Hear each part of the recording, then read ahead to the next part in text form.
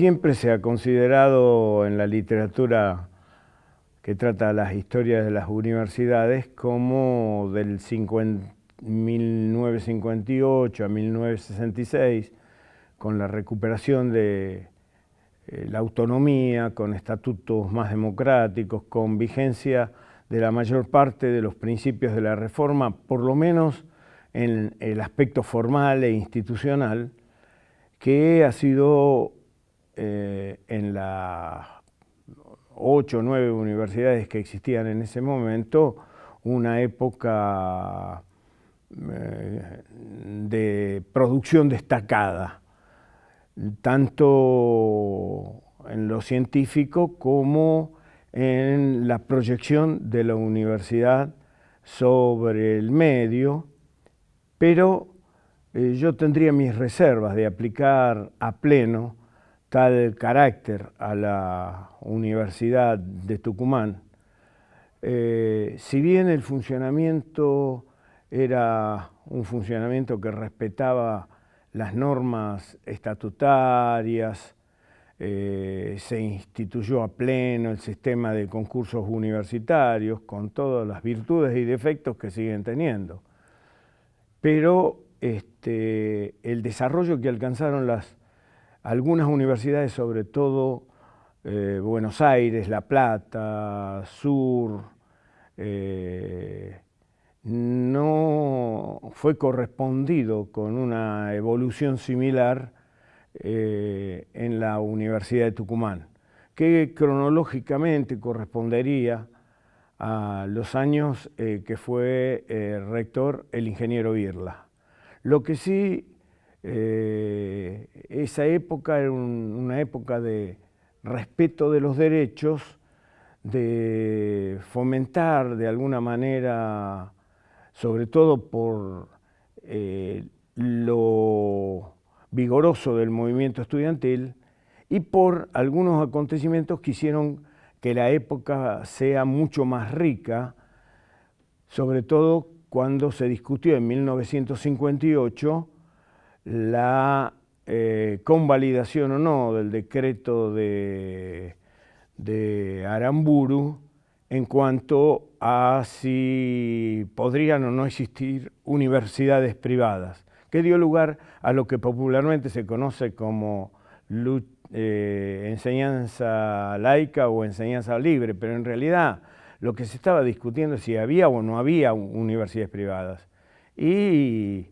el sistema educativo en su conjunto puso su aporte hacia el laicismo, lo que fue un paso adelante muy importante, cosa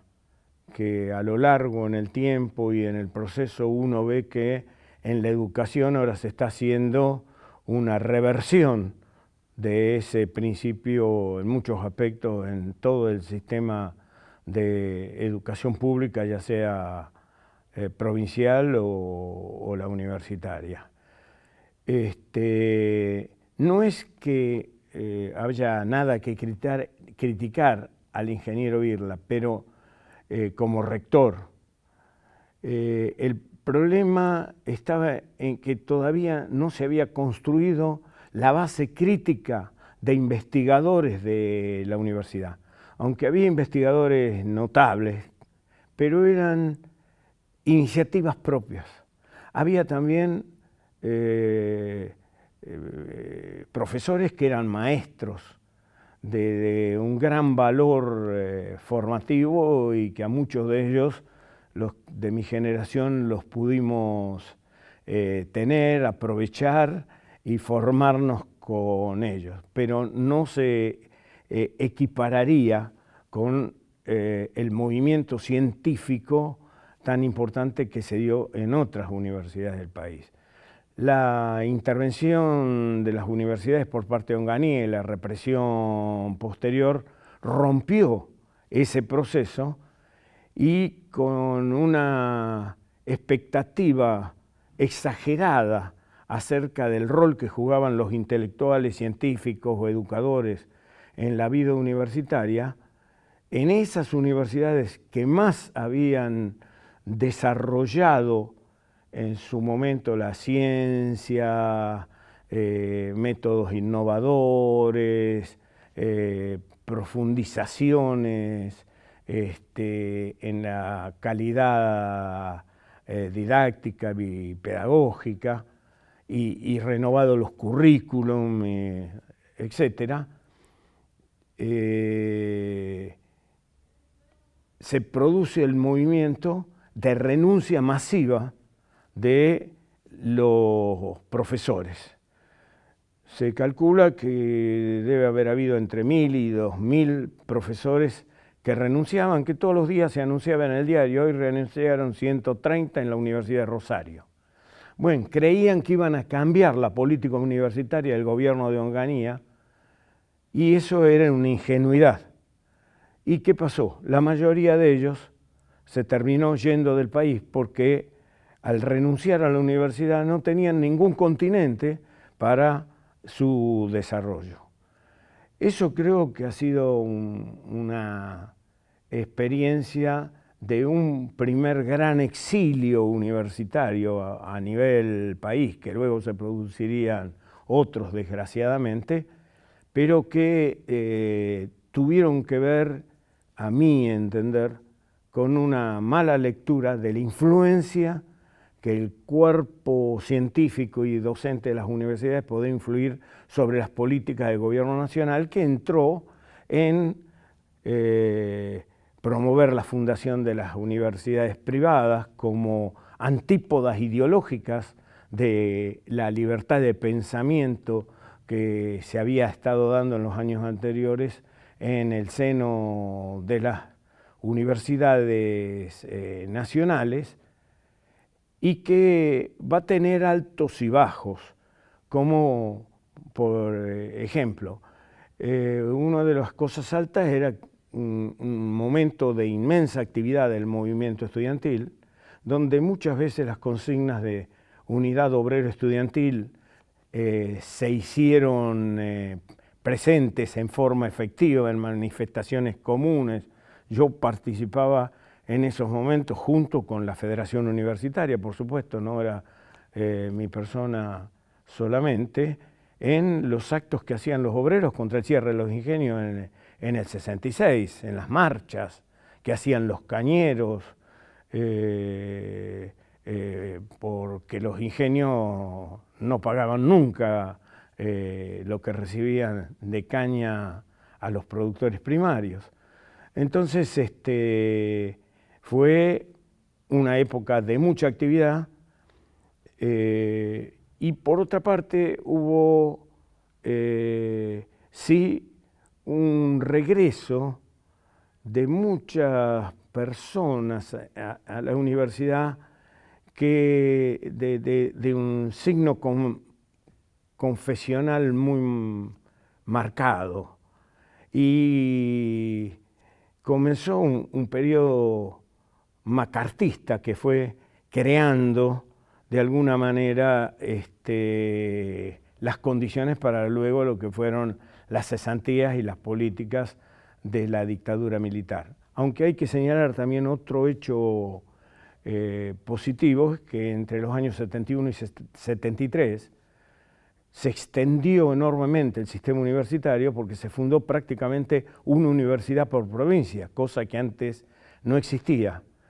y que en un principio nosotros nos planteábamos, pero tenemos los profesionales para que esas universidades sean realmente universidades y no en apariencia de instituciones académicas. Bueno, el tiempo dio la razón en muchas, y creo que por otra parte nos enseñó que para muchas otras se necesita algo más que tener autoridades electas y tener un estatuto, que se necesita ciertos apoyos y políticas estatales que en las más chicas y en las provincias más atrasadas económica, política y socialmente, los frutos no han sido tan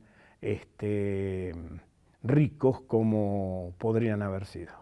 Le pregunto, y si puede retome mi pregunta en la respuesta, ¿cómo afectó particularmente a Filosofía y Letras las cesantías en la dictadura? Bueno, cuando se producen las cesantías en la dictadura, ya había sido destituido el rector que había sido designado por el gobierno peronista del 73. Y en ese reemplazo, en general, estaban hombres que eran llamados partidarios de la llamada Misión Ivanišević. Ivanišević era el ministro de Educación, que había sido el primer peronismo, y López Rega lo recluta nuevamente como ministro de Educación. Pero fue una época de macartismo furioso, de persecución a todos los luchadores de cualquier tipo, de tratar de neutralizar toda actividad, digamos, hacia el exterior de la universidad, y fue un periodo en que se mediocrizó la enseñanza. Ya en el periodo, después que en el caso de Tucumán hacen renunciar a Pedro Heredia, que era el rector originalmente nombrado, sube una cantidad de personas intrascendentes, se van pasando en el rectorado, pero ya se había instaurado un servicio de persecución interna, entre ellos dirigido por un tal Aguache, que según se dice, porque no hay prueba alguna de eso, terminó siendo reclutado por mercenarios estadounidenses para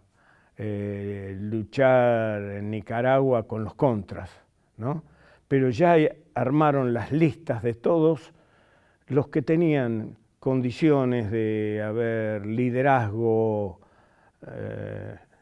sobre algunas actividades importantes de la universidad, sobre todo política, gente con trayectoria en el movimiento estudiantil o gente destacada por un pensamiento vinculado a corrientes de izquierda, aunque con eso también se mezclaron odios individuales, antisemitismo en muchos casos, y bueno, fuimos aproximadamente unos 150 personas, algunos de los cuales luego o ya estaban desaparecidos o terminaron desapareciendo, que tuvimos la aplicación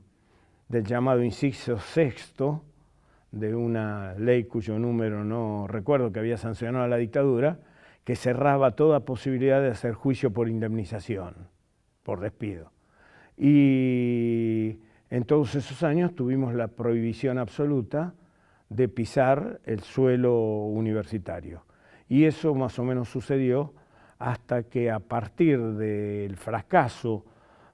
militar en la Guerra de Malvinas, comenzó a abrirse la posibilidad de encarar un nuevo periodo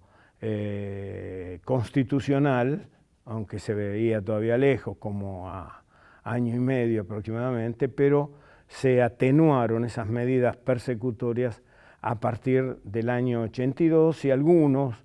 pudimos no regresar a cargos universitarios, ni presentarnos a concursos, nada de eso, porque estábamos vedados en listas que circulaban por todos lados. Pero sí, por ejemplo, yo me pude inscribir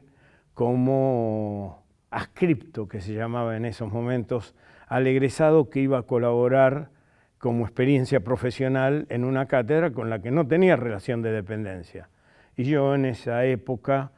fui a trabajar con Ramón León y Pinto, que tenía a su cargo cátedras en la Facultad de Filosofía y Letras. Y eso fueron ejemplos,